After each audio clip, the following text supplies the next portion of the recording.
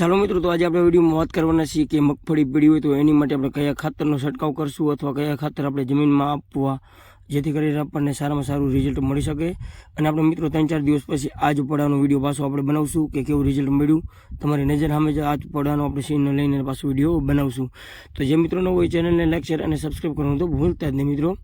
તો આવી જ સાચી અને સચોટ માહિતી અમારા વિડીયોમાં અમારી ચેનલમાં તમને મળતી રહેશે મિત્રો, સ્ટેપ બાય સ્ટેપ કપાસ, મગફળી, તલ, તમામ પ્રકારના તમામ વિડીયોની. તો આ વિડીયોમાં ચાલુ અંત સુધી આપણે બન્યા રહો તો તમને તમામ પ્રકારની માહિતી આપું. તો ચાલો વિડીયોમાં આગળ મિત્રો. હેલો, રામ રામ, સીતારામ, જય માતાજી તમામ યુટ્યુબ ફેમિલીને મિત્રો. તો કેમ છો બધા ખેડૂત મિત્રો? મજામાં જશો? તો હું છું આપણો મિત્ર ભાવેશ, અને આજે તારીખ થઈ છે 17/7/2025 મિત્રો. તો આજે આપણે વિડીયોમાં વાત કરવાના છીએ કે મગફળી મિત્રો જો પીળી હોય તો પીળી મગફળીને મિત્રો એકદમ સુધારવા માટે આપણે કઈ દવાનો છંટકાવ કરશું અને કયું ખાતર નાખશું એની તમામ પ્રકારની વાત આપણે આજે કરવાના છીએ.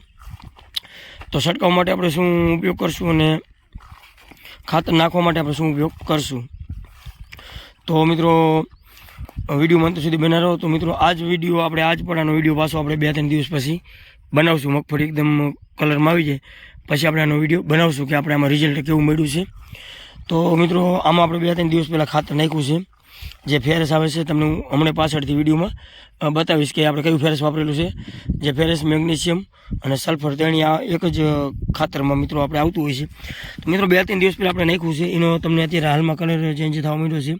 આ રીતના પાન તમે જોઈ શકો છો કે એકદમ લીલા પડતા થવા માંડ્યા છે. એક પાનમાં મિત્રો તમે જોઈ શકો છો કે આ રીતના જો પાનમાં એકદમ લીલા કલરના આપણને ડાઘા દેખાવા માંડ્યા છે, એટલે કે પાન લીલા થવા માંડશે મિત્રો. તો આ રીતનું આપણે ખાતર નાખ્યું છે. તો વીઘે શું માપ આવે છે એ પણ હું પાછળથી મિત્રો તમને જણાવીશ, અને છંટકાવ માટે આપણે શું માપ આવે છે એ પણ જણાવીશ. આપણે એક જ ખાતર બી ઉપયોગ કરી શકીએ પાવામાં અને છંટકાવમાં. તો મિત્રો આવી મગફળી પીરી હોય એટલે આપણે ઉત્પાદનમાં સારો ઘટાડો આવતો હોય છે, ખાસ કરીને કે ઉત્પાદન ઓછું આવતું હોય છે. મગફળીનો દાણો એકદમ ભરાવદાર થતો હોતો નહીં, અને બીજા નંબરમાં મગફળી આપણે એકદમ એવી હલકી થતી હોય છે, જે ખાસ એનું વજન પણ થતો હોતો નહીં.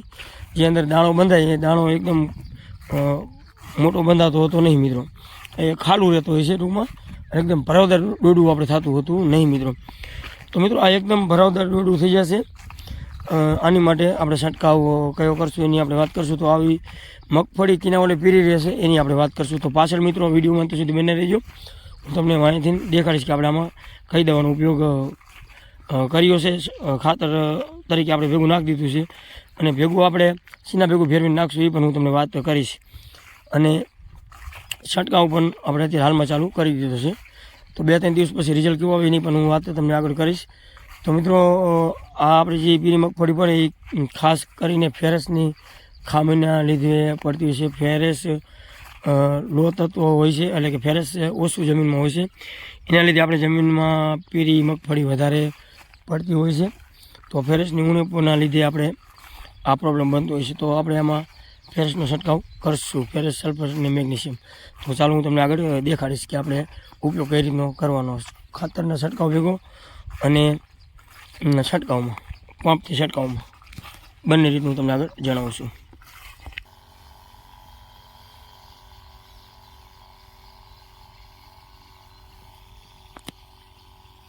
તો મિત્રો આપણે આ છંટકાવ ચાલુ કરી દીધો છે. તો હું તમને આગળ દેખાડું છું કે આમાં આપણે ખાતરનું કેવી રીતનું પલાળી અને આપણે ઉપયોગ કરશું. તો મિત્રો આના પછીનો વિડીયો આપણે 2-3 દિવસ પછી ખાસ બનાવશું કે કેવો આમાં ફેર પડ્યો અને કેવો અંતરો પડ્યો એ ખાસ તમને જોવા મળશે કે આપણને આમાં કેવો ફેરફાર દેખાય છે. ચાલો મિત્રો, મેં આગળ તમને વાત કરી એવી રીતનું જો આ રીતનું આપણે પલાળી દેવાનું છું. તો એકદમ આ રીતનું પલાળી દેવાનું, જે આપણે આ કિલોનું પેકેટ આવે છે છંટકાવ માટે મિત્રો પલાળી દેવાનું, ફેરોમેક કરીને આવે છે. તો આપણે 1 કિલોના આપણે 8 પંપની આજુબાજુ કરી શકીએ છીએ, અને જો તમારે ઘાટું કરવું હોય તો તમે 6 થી 7 પંપ પણ કરી શકો છો. આ રીતનું આપણે ડોલમાં નાખી અને સરસ મજાનું હલાવી નાખવાનું મિત્રો. અને ઘડીક 5 મિનિટ હલાવો એટલે રેડી એકદમ થઈ જતું હોય છે. તો આપણે જે રીતનું પલાળવું હોય, આપણે જેટલા ડબલા પાણી નાખી એ પ્રમાણે, જેટલા પંપ બનાવવું એટલા ડબલા પાણી આપણે મિત્રો નાખી દેવાનું. આમાં આપણે આગળ પણ 5 પંપ પલાળી દઈશું, એટલે 3 પંપ જેવું બાકી રહ્યું છે. તો આ રીતનું સરસ મજાનું હલાવી નાખવાનું મિત્રો. તો તો આનું આપણે 1 કિલોના આપણે 8 પંપની આજુબાજુ કરી શકીએ છીએ. જો ઘાટું છાંટવું હોય તો 6 થી 7 પંપ આપણે કરી શકીએ છીએ. મિત્રો આની વાત કરીએ તો આપણે ઉડાડવું હોય ખાતર ભેગું તો આપણે ઉરિયા ભેગું વીઘે 2 કિલોની આજુબાજુ ઉરિયા ભેગું મિક્સ કરી અને ઉડાડી દેવાનું. ઉરિયાની આપણે જરૂર પડતી હોતી નહીં મિત્રો ખાસ, પણ આપણે જો આના આર્યું આપણે એકદમ ભૂકી જેવું આવે છે, એટલે કે એકદમ ઝીણું આવે છે, તો આને આપણે ઉરિયા ભેગું મિક્સ કરી નાખવાનું. ઉરિયા આપણે વીઘે 5-7 કિલો જેવું નાખવાનું. બાકી મગફળીને ઉરિયાની ખાસ કોઈ જરૂર પડતી હોતી નહીં. તો ઉરિયા ભેગું નાખી અને પછી વીઘે 2 કિલો નાખી અને ઉરિયા વીઘે 5-7 કિલો રાખવાનું. એટલે 8-9 કિલો જેવું ખાતર આપણે મિક્સ કરી અને આપણે ઉડાડી દેવાનું. જ્યાં મગફળી પીરી હોય એટલે પછી પિયત આપી દેવાનું. કાં વરસાદ હોય તો પિયતની જરૂર ન પડે. એટલે આપણે મગફળી એકદમ સરસ કલરમાં મિત્રો આવી જતી હોય છે, જે 3 થી 4 દિવસમાં જ તમને કલરમાં આવવા મળશે. જે અને છંટકાવમાં આપણે પણ કરી શકીએ છીએ. અને 1 કિલોના 8 પંપ જે આ રીતનું ડોલમાં પલાળી અને સરસ મજાનું છંટકાવ કરી શકીએ છીએ. ઘાટો વીઘે આપણે 4 પંપની આજુબાજુ. તો મિત્રો આમાં આવે છે આપણે ફેરસ 12% અને સલ્ફર આવે છે 12% અને મેગ્નેશિયમ આવે છે 4%. તો મિત્રો આ ત્રણેય તત્વો આમાં આવે છે. ખાસ ફેરસની જ ખામી હોય છે, જે ફેરસ 12%માં આવી ગયું છે, સલ્ફર પણ 12% આવી ગયેલું છે અને મેગ્નેશિયમ ખાસ 4%. તો મિત્રો આમાં 3 તત્વો આવે છે અને વોટર સોલ્યુબલ આવે છે. આપણે ડ્રીપમાં પણ આને આપી શકીએ છીએ. તો સરસ મજાનું કામ મિત્રો કરે છે.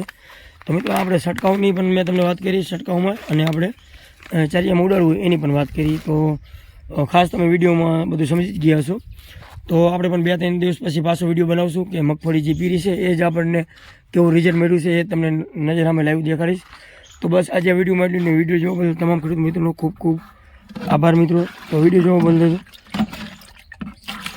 તમામ ખેડૂત મિત્રોનો ખૂબ ખૂબ આભાર. ને આવો જ વિડીયો મારા સાચી અને સચોટ માહિતીવાળા વિડીયો મિત્રો તમે જોતા રહેજો.